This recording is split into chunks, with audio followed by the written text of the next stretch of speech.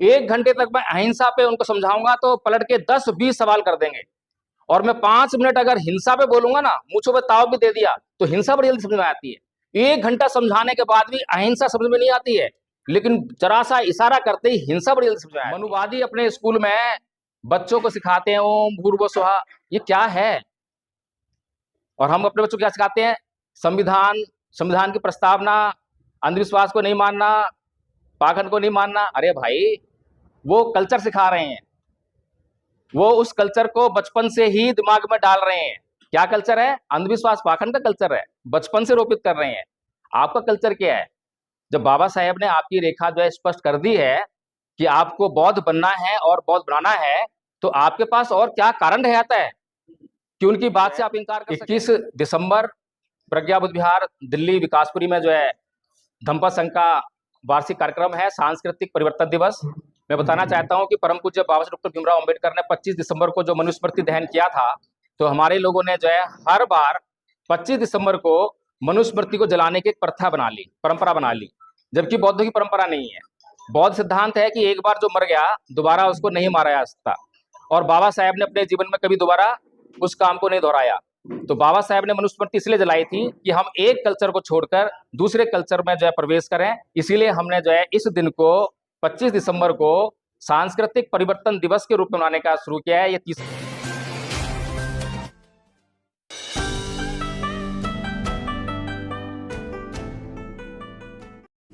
यह जरूरी काम शुरू कर दिया। साथियों, एक होता है लक्ष्य, वो जो लक्ष्य होता है उसको पूरा करने के लिए बहुत सारे साधन होते हैं, और दोनों में बड़ा फर्क होता है। साधनों को जो है लक्ष्य को पूरा करने में प्रयुक्त किया जाता है, जिससे कि लक्ष्य की प्राप्ति होती है। हमारे समाज की सबसे जो गंभीर समस्या है वो ये है कि जो समस्या है उसको वो समस्या समझ में नहीं आती है। समस्या तो कुछ और है और समस्या समझ किसी और को रहा है। एक बार एक बुढ़िया थी, अपनी सुई ढूंढ रही थी, बहुत देर हो गई, उसको सुई नहीं मिली।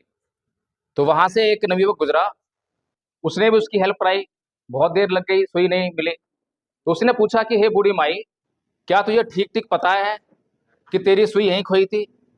तो बुढ़िया बोली कि नहीं बेटा, सुई तो मेरी कुटिया में खोई थी, लेकिन यहाँ पर रोशनी है, इसलिए मैं यहाँ सुई खोज रही हूँ। तो कुछ इसी तरह की हालत में अपने समाज में देखता हूँ कि समस्या तो कुछ और है और समस्या कुछ और समझ रहे हैं। तो जो समस्या हम समझ ही नहीं रहे हैं, तो कारण उसका कैसे ढूंढेंगे? परम पूज्य बाबा साहब डॉक्टर भीमराव अंबेडकर ने समाज के सामने जो लक्ष्य प्रस्तुत किया, उस लक्ष्य की तरफ मैं देखता हूं कि समाज का ध्यान ही नहीं है। मुझे बड़ा दुख होता है इस बात को देखकर। बाबा साहब डॉक्टर भीमराव अंबेडकर ने समाज की समस्या का बहुत गहराई से अध्ययन किया कि आखिर समाज की असली समस्या क्या है, समस्या की जड़ क्या है। कुछ लोग कहते हैं कि हमारा संविधान जो है वो सभी समस्याओं का हल है, लेकिन मैं सोचता हूं कि अगर संविधान हमारी समस्याओं का हल होता तो फिर 1950 में संविधान लागू हो गया और बाबा साहेब 1956 में धर्म परिवर्तन कर रहे हैं, तो वो नहीं करते। क्यों किसी को नाराज करते? बड़ा लगाव है हिंदुओं को अपने हिंदू धर्म से, उनको नाराज नहीं करते, उनसे दुश्मनी मोल नहीं लेते। बाबा साहब डॉक्टर भीमराव अंबेडकर जब धर्म परिवर्तन करते हैं तो उसके बाद कहते हैं कि मेरे समाज की सभी समस्याओं का हल जो है बौद्ध धर्म में है। और बाबा साहेब ये भी कहते हैं कि अगर मैं 5 साल और अधिक जीवित रह गया तो मैं भारत को बौद्धमय कर दूंगा। तो सीधी सी बात है कि जो लक्ष्य दिया बाबा साहेब ने, वो दिया भारत को बौद्धमय करना। भारत को बौद्धमय करेंगे तो हमारी सभी समस्याएं हल होंगी, ये बिल्कुल स्पष्ट है। लेकिन पिछले 70 साल से समाज का भारत को बौद्धमय करने पर कोई ध्यान नहीं। एक अकेले डॉक्टर भीमराव अंबेडकर, उन्होंने मनुवादियों से लड़कर, जिनको हम पीपी कर कोसते हैं, पानी पी कर, उनसे लड़कर जो है, और कैसे मनुवादी थे, कोई मामूली नहीं थे। नेहरू, गांधी, पटेल, बड़े बड़े, हमें संविधान दे दिया, संविधान में लोकतंत्र दे दिया, आरक्षण दे दिया, समस्त अधिकार दे दिए। वो अकेले उस टाइम पे अपने पढ़े लिखे थे, और आज लाखों करोड़ों लोग पढ़े लिखे हैं, लेकिन इन लाखों करोड़ों पढ़े लिखे लोगों के होने के बावजूद चारों तरफ से आवाज आती है कि हमारा संविधान खतरे में है, हमारा आरक्षण खतरे में है, लोकतंत्र खतरे में है। मैं सोचने के लिए मजबूर होता हूं कि अकेले परम पूज्य बाबा साहब डॉक्टर भीमराव अंबेडकर जब संघर्ष कर रहे थे तो सारी समस्याएं हल होती हुई दिखाई दे रही थी, और आज जब करोड़ों लोग संघर्ष कर रहे हैं तो सब कुछ हमारा संकट में आता दिखाई दे रहा है। जब समस्या पर गंभीर चिंतन किया तो मालूम पड़ा कि ये जो समाज है ये बीमार है, ये नकली भोजन खा रहा है, और नकली भोजन खाएगा तो बीमार तो पड़ेगा ही पड़ेगा। मिशन मूवमेंट का नकली भोजन खा रहा है। नकली भोजन हुआ लोभ, लालच और निजी स्वार्थ का। असली भोजन है त्याग, समर्पण, बलिदान का। और यह बात हमारे सामने साफ स्पष्ट है। बाबा साहेब डॉक्टर भीमराव अंबेडकर का एक नारा मूल मंत्र के रूप में हम इस्तेमाल करते हैं, शिक्षित बनो, संगठित रहो, संघर्ष करो। मैं कई जगह लोगों से मिलकर आया, बातचीत की, पता करने का प्रयास किया क्या वास्तव में यही बात बाबा साहेब ने कही थी। तो पता चला कि बाबा साहेब ने अपनी जो बात कही थी वो अंग्रेजी में कही थी, और अंग्रेजी में उन्होंने कहा एजुकेट, एगिटेट एंड ऑर्गेनाइज। मुझे बड़ा आश्चर्य हुआ कि भाई अगर इन 3 शब्दों का हिंदी में अनुवाद करें तो वो मतलब तो निकलता ही नहीं है। एजुकेट का मतलब शिक्षित बनो तो होता ही नहीं है, हम सभी पढ़े लिखे लोग हैं। एजुकेट का मतलब शिक्षित बनो नहीं होता, एजुकेट का मतलब होता है शिक्षित करो। ये बात समझते ही सारी बातें, सारी समस्याओं की परतें खुलने लगी कि अगर मेरा लक्ष्य शिक्षित बनना होगा, शिक्षित होना होगा, तो मैं शिक्षित होऊंगा अपने लिए। समाज शिक्षित हुआ अपने लिए हुआ, अपने परिवार के लिए हुआ, समाज के लिए नहीं हुआ। दूसरा शब्द एगिटेट। एगिटेट का मतलब हमने हिंदी में करा संगठित रहो, जबकि एगिटेट का मतलब तो संगठित रहो होता ही नहीं है। एगिटेट का मतलब होता है आंदोलित करो। और सीधी सी बात है, जो हम एजुकेशन ले रहे हैं वो एजुकेशन क्या जो हमें आंदोलित ना कर सके। सीक्वेंस है, एजुकेशन के बाद आंदोलित होना ही चाहिए। अब हमने आंदोलन का मतलब क्या समझ लिया कि ईंट पत्थर हाथ में उठाए, लाठियां हाथ में ली और सड़क पर निकल पड़े संघर्ष करने के लिए, रोड जाम किया, अपनी मांगे मनवाई। इसको हमने आंदोलन का नाम दे दिया। लेकिन मैं सोचता हूं कि यह आंदोलन का अधूरा मतलब है। उदाहरण देकर समझाना चाहूंगा। एक ही क्लास में, एक ही सब्जेक्ट में 2 स्टूडेंट पढ़ रहे हैं। वो पढ़ते हैं कि एक जिले में उनके समाज के कुछ लोगों पर अत्याचार हुआ, उनकी झोपड़ियां जला दी गई, उनकी महिलाओं से दुष्कर्म हुआ और इतना उनको नुकसान हुआ। अब ये बात पढ़कर, घटना पढ़कर एक स्टूडेंट जो है अच्छी तरह सारे तथ्यों को याद कर लेता है, समझ लेता है, एग्जाम में अच्छी तरह से लिख कर आता है और बहुत अच्छे नंबरों से पास हो जाता है, नौकरी मिल जाती है और अपने जीवन को जो है बहुत ही मौज मस्ती साथ में जीने लगता है। उसके जीवन में कोई कष्ट नहीं है। दूसरा स्टूडेंट भी उसी घटना को पढ़ता है, सेम घटना, लेकिन जब वो पढ़ता है कि उसके समाज के इतने घर जला दिए गए तो उसके तन बदन में आग लग जाती है, उसकी नींद उड़ जाती है। तो समझना ज्यादा मुश्किल नहीं है कि आंदोलन क्या है। एजुकेशन का मतलब आंदोलन, आंदोलित होना चाहिए। अगर हमारा समाज एजुकेट तो हो रहा है लेकिन आंदोलित नहीं हो रहा है तो वो एजुकेशन हमारे किसी काम की नहीं है। तो मैं ऐसा समझ पाया। फिर उसके बाद जब हम लोग आंदोलित होते हैं, एजुकेशन लेते हैं, तो अपनी समस्याओं को अच्छी तरह से समझने का प्रयास करते हैं। जो समस्या है उसको, समस्या को उसी तरह समझते हैं कि हाँ ये हमारी समस्या है। तो उस समस्या को दूर करने के लिए लक्ष्य निर्धारित किया जाता है कि मुझे ये समस्या दूर करनी है। उस लक्ष्य को पाने के लिए संगठन बनाया जाता है। इसीलिए बाबा साहेब ने कहा ऑर्गेनाइज। संघर्ष की तो बात ही नहीं कही। संघर्ष का अंग्रेजी मतलब होता है स्ट्रगल। संघर्ष की बात क्यों नहीं कही, यह भी बात समझनी चाहिए। अगर मैंने अपना एक बार लक्ष्य निर्धारित कर लिया कि मुझे यहां से आगरा जाना है, तो फिर मुझे कोई कहने नहीं आएगा तो संघर्ष कर, आगरा पहुंचना है। मैंने आगरा पहुंचने का लक्ष्य बना लिया है, साधन ले लिया गाड़ी और चलना स्टार्ट कर दिया। और चलते चलते जो है रास्ते में पंचर हो गया। तो अब मेरे पीछे लोग नहीं आएंगे कि एडवोकेट जयभीम प्रकाश तुम संघर्ष करो, हम तुम्हारे साथ हैं, टायर बदलो, पंचर लगवाओ या आगे चलो, पंचर वाला है, नहीं कहेंगे। मुझे खुद ही संघर्ष करना पड़ेगा।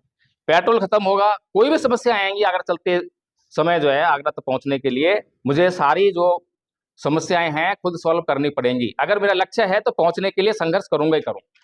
इसीलिए संघर्ष को कहने की जरूरत नहीं पड़ती है, संघर्ष के लिए हल्ला मचलने की जरूरत नहीं पड़ती है। केवल एक बार जो है अच्छी तरह से अच्छी दिशा में एजुकेट होने के बाद, आंदोलित होने के बाद, ऑर्गेनाइज होने के बाद संघर्ष जो है अपने आप आ जाता है। भीतर से वांछित त्याग, समर्पण, बलिदान निकलने लगता है। इसीलिए भगवान बुद्ध ने जो है बड़े स्पष्ट शब्दों में धम्मपद में कहा है, नैतंग माता पिता कयरा आइये वापी च यातका सम्मा अपने हितंग चित्तंग शेष नतो नंग करे, कि जितनी हमारा अच्छी दिशा में लगा हुआ भलाई हमारा चित्त कर सकता है, उतनी भलाई जो है हमारे माता पिता भी नहीं कर सकते। साफ साफ यानी कि हमारा चित्त जो है सभी प्रकार के कार्यों के लिए जिम्मेदार है। अगर समाज समस्याओं में है तो भी हम जिम्मेदार हैं, कोई बाहर का जिम्मेदार नहीं है। अभी मैं गुजरात गया था तो वहां पर एक बहुत बड़े विद्वान, अब नाम नहीं लूंगा क्योंकि बहुत से लोग बोलते हैं आप आलोचना करते हो, 3-4 घंटे बोलते रहे और बहुत सारी पब्लिक सुन रही थी और 3-4 घंटे में केवल एक ही बात, आरएसएस आरएसएस आरएसएस। आरएसएस ही हमारी सभी समस्याओं का कारण है। आरएसएस को भगाओ, आरएसएस को मारो, आरएसएस को। अरे भाई, भगवान बुद्ध तो कहते हैं न प्रेसंग विलोमानी न प्रेसंग कथा कथं अतनो व्यवेक्ष्य कथानी कथानी च, कि दूसरे क्या कर रहे हैं, दूसरे क्या नहीं कर रहे हैं, ये मत देखो, ये मत सोचो, मैं क्या कर रहा हूं, मैं क्या नहीं कर रहा हूं, इसको देखो, इसको सोचो। हमें जो करना चाहिए था क्या हमने वो किया? अगर हमने अपना काम पूरा कर लिया है तब तो हम बाहर के कारणों को देखें कि कितना वो जिम्मेदार हैं। हमारा काम कंप्लीट नहीं है। परम पूज्य बाबा साहब डॉक्टर भीमराव अंबेडकर ने 1935 में मैं कहा कि भाई हिंदू धर्म छोड़ दो, तो क्या छोड़ दिया? 1956 में कहा कि बौद्ध धर्म ग्रहण करो, नहीं अपनाया। तो हम अपना काम ईमानदारी से नहीं कर रहे हैं और दोष जो है दूसरों के माथे मर रहे हैं। फिर परम पूज्य बाबा साहब डॉक्टर भीमराव अंबेडकर का नाम और गुणगान तो हम बहुत करते हैं, उनकी इज्जत और सम्मान करने का दावा भी बहुत करते हैं। आदरणीय उपस्थित साथियों, कि परम पूज्य बाबा साहब डॉक्टर भीमराव अंबेडकर ने हमारे सामने स्पष्ट रूप से जो है ये कहा कि भारत का इतिहास दो संस्कृतियों के बीच संघर्ष का इतिहास है। एक ब्राह्मण संस्कृति है और दूसरा बौद्ध संस्कृति है। ब्राह्मण संस्कृति को छोड़ने का तो हम बहुत आंदोलन चलाते हैं। मैं बहुत जगह जाता हूं, पूछता हूं कि भाई कितने लोग बौद्ध बैठे हैं? बाबा साहब को मानने वाले तो बहुत बैठे हैं, सारे बैठे होते हैं, लेकिन बौद्ध कितने बैठे हैं? 2-4 हाथ खड़े होते हैं। फिर उन 2-4 जो हाथ खड़े होते हैं उनसे पूछता हूं कि बताओ भाई बौद्ध धर्म क्या है?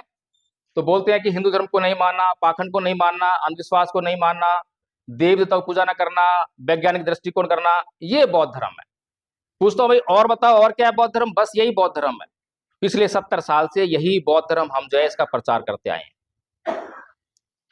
अभी चर्चा चल रही थी कि मनुवादी अपने स्कूल में बच्चों को सिखाते हैं ओम भूर्भुवः स्वः, ये क्या है? और हम अपने बच्चों को क्या सिखाते हैं? संविधान, संविधान की प्रस्तावना, अंधविश्वास को नहीं मानना, पाखंड को नहीं मानना। अरे भाई, वो कल्चर सिखा रहे हैं, वो उस कल्चर को बचपन से ही दिमाग में डाल रहे हैं। क्या कल्चर है? अंधविश्वास पाखंड का कल्चर है, बचपन से रोपित कर रहे हैं। आपका कल्चर क्या है?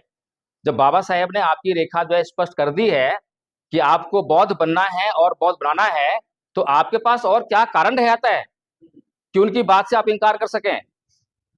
अभी मैं पूछूं भाई बाबा साहेब के बराबर कितने पढ़े लिखे लोग हैं? जरा बार हाथ खड़ा करते हैं, कितने पढ़े लिखे लोग हैं यहाँ पर? बाबा साहेब के जो बराबर पढ़े लिखे हों वो हाथ खड़ा करो, एक भी नहीं है। आधे पढ़े लिखे हों वो हाथ खड़ा करो, एक भी नहीं है। 10% हो, एक भी नहीं है। और बात किसकी नहीं मान रहे हैं? बाबा साहेब की नहीं मान रहे हैं। क्या कहा था? बौद्ध बनने के लिए कहा था। कितने बौद्ध बने? 1960 में जब जनगणना हुई तो 60 लाख बौद्ध थे 1960 में। जब बाबा साहब डॉक्टर भीमराव अंबेडकर धर्म परिवर्तन कर रहे हैं तो 5-6 लाख तो उनके साथ में धर्म परिवर्तन कर रहे हैं। फिर 5-6 लाख जो उनकी चिता पे हाथ रख के धर्म परिवर्तन कर रहे हैं, और 60 लाख बौद्ध हैं। आज की संख्या, आज की डेट में कितने बौद्ध हैं? 1 करोड़ से कम है। ये मिशन चल रहा है, ये बाबा साहेब के हम अनुयायी हैं। ये समाज जो बाबा साहेब का जन्मदिन मनाने के लिए एक दिन में करोड़ों अरबों रुपए खर्च कर देता है। अभी कह रहे थे कि हमारा समाज बहुत गरीब है, लगातार वक्ता बोल रहे, गरीब नहीं है, ये बिल्कुल गरीब नहीं है। सबसे बड़ी अमीरी इसके पास है, वो है संख्या। हमारे पास इतनी संख्या है कि अगर हम इस समाज को सही दिशा में संगठित कर दें और 1 रुपया भी मांगे एक आदमी से, किसी को 1 रुपया देने में जरा सा भी जेब हिलाने में कोई दिक्कत नहीं आई, करोड़ों रुपए खर्च हो जाता है। लेकिन समस्या यह है कि सही दिशा में जो है वो पैसा खर्च नहीं हो रहा। मैं अपने समाज में जा जाकर जो है स्कूल ढूंढता हूँ कि भाई कोई स्कूल मिल जाए जो हमारे समाज के हों। स्कूल मिलते हैं, लेकिन स्कूलों में जो है क्या पढ़ाया जा रहा है बाबा साहेब के नाम पर, वही संविधान या फिर वंदना सिखा दिया। लेकिन मुझे लगता है कि जो बाबा साहेब का जो मिशन था वो नहीं पढ़ाया जा रहा। अभी हमने जो है तमाम छोटे छोटे जो हमारे बच्चे हैं जो कि धर्म की ट्रेनिंग ले रहे हैं, चलेगा। क्योंकि मैं अगर आरएसएस की बात आवाज आ रही करूँ, है? मैं सिखों की बात करूं या मुसलमानों की बात करूं, जिस तरह से पर्टिकुलर वो अपने धर्म को प्रचारित प्रसारित करने के लिए काम करते हैं, अपने मदरसे बनाते हैं, गुरुद्वारे बनाते हैं और उनमें बच्चों को अपने धर्म की ट्रेनिंग देते हैं। तो इसी तरह से हमने भी जो बाबा साहब का सपना था कि पूरा भारत बोध में हो, उसी कड़ी में हमने भी यहाँ पर जो धर्मपद संघ है उसका पहला विश्व शांति निवारण स्कूल खोला और उसी के माध्यम से छोटे छोटे बच्चों को तैयार किया। मैं आपको एक डेमो जरूर दिखाना चाहूंगी इनमें से। एक बार बेटा हाथ खड़े करके बताएं कितने बच्चे आचार्य अभी बैठे हैं, क्योंकि मैं आपको अवगत करा दूं अभी बच्चे कम हैं, क्योंकि शादी विवाह का भी माहौल चल रहा है और कुछ छुट्टियां भी चल रही है, तो बच्चे इधर उधर गए हैं नानी के घर शादी में, तो बच्चे कम आए हैं। तो आप खुद इन बच्चों को सुनिएगा और समझने का प्रयास कीजिएगा कि जो धम्मपद संघ है वो किस तरह से काम कर रहा है और क्या अनोखा है इसमें। बेटा एक बार आप खड़े होइए, आपका नाम क्या है? छाया कुमारी। छाया कुमारी। छाया कुमारी जी, आप आचार्य बन चुके हैं? यस। तो आपने अभी तक धम्मपद संघ से क्या सीखा, हमारे दर्शकों को बताएं। बहुत कुछ सीखा है। धम्मपद का पद सुना रहे हैं जी, सुनाई।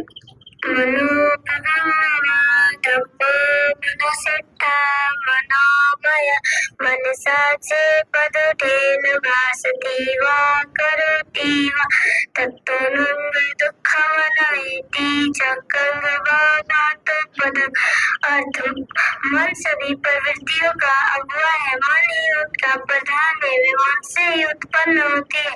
यदि कोई दूषित मन से वचन बोलता है या आप कर्म करता है तो दुख उसका अनुसरण उसी प्रकार करता है जिस प्रकार के चक्का पहिया गाड़ी खींचने वाले बैलों का पैरों का। ये बक्सर बिहार का वीडियो है।